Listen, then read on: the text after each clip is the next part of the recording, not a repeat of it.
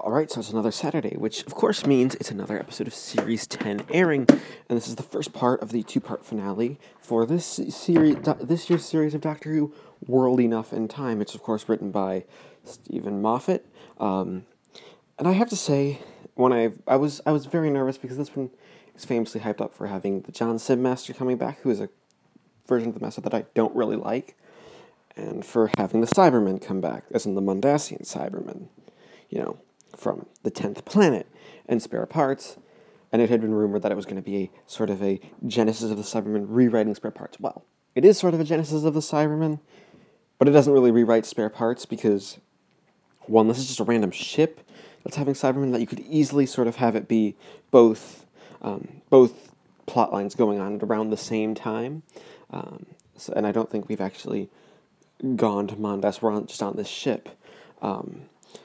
Going to this, I sat down to watch the episode tonight, and the first 5 minutes are horrendous. They are this weird, it's trying to be self-aware, making jokes about, oh, I'm Doctor Who, and these are my plucky assistants, Thing 1 and Thing 2, or exposition and comic relief.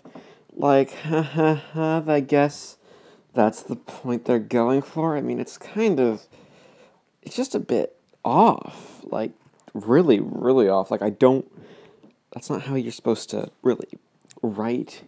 It's breaking the fourth wall completely, and it's not like Tom Baker's winking to the camera just a little bit. No, this is tearing the fourth wall down and, tearing the fourth wall down and making sure that it won't ever be brought back up again, because how dare it exist? It's the fourth wall. Yeah. But once that gets past, as soon as the blue guy shows up and Bill gets shot, I think is when they have to take the turn for the better, because you have Bill getting shot, you have a flashback bringing them up to this point, which is beautifully directed. Rachel Talalay is directing her third Doctor Who story, and even though the stories she's directed have been bad, the direction is just beautiful. I hope she stays on when Moffat leaves, because she is really, really good at directing Doctor Who. Like, she makes it look really, really good.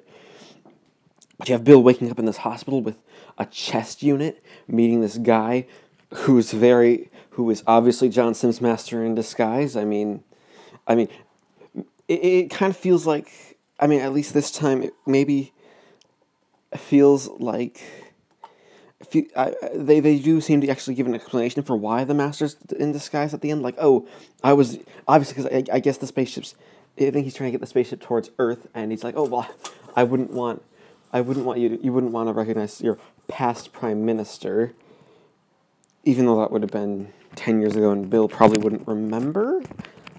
Because if we're taking place in at least 2017, that was about 2008. That was about 10 years before this one. Yeah, John Sim hasn't appeared in Doctor Who since he was the master in 2007. But it's great just to see him. I don't know how the timeline will totally work, but that's fine. The master has died several times and comes back, and we don't need a stupid necromancy explanation like we did in End of Time. But yeah, you have this the whole title actually makes a lot of sense. World Enough and Time. The whole point is that you have this giant spaceship, but one half is going at a very slow rate of time compared to the other one, which is like Bill's stuck for years, basically working for the master, who she doesn't know is the master, and forming this friendship with him, just until the Doctor comes down, when she betrays him and operates on her, and she is converted fully into a Cyberman, which is just, it's this moment that it's really, really, it's well done. It was a really, really good, tense build-up. This is all build up to that climax. This is like our big cliffhanger. We're ending it strong. And you have, of course, Missy being evil. Looking for the next time trailer for The Doctor Falls, it looks a bit like it's definitely going to go downhill, because this is such a strong build-up. I don't think it'll go as far downhill as Hellbent did, because Hellbent at least looked promising when we watched the trailer.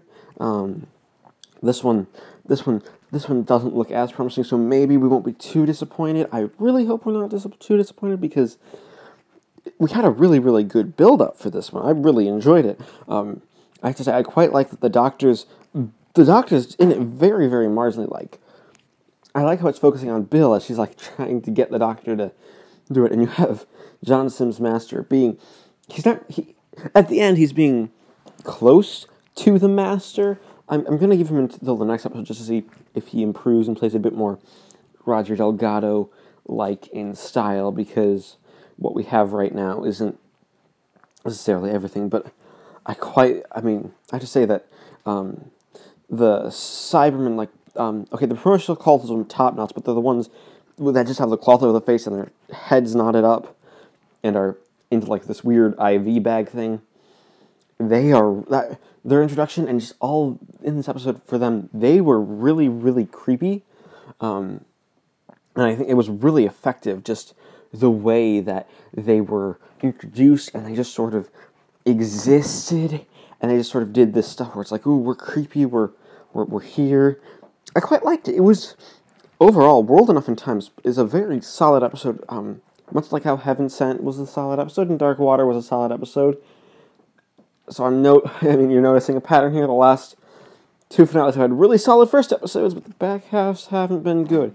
I really hope that Bill actually stays dead in this one, because we haven't had Amy, Rory, and Clara all died, but they all came back and still got a semi-happy ending. I want heartbreaking death, her being aside from the Doctor having to kill her. I doubt we'll get that, but I really, really hope that Moffat actually has the balls to kill her and keep her dead this time around. But yeah, that is all I have to say. I tentatively give World Enough in Time, I think, an 8 out of 10, because that first 5 minutes it just killed me. Yeah, but no, really solid episode. Hopefully we'll have a good finale.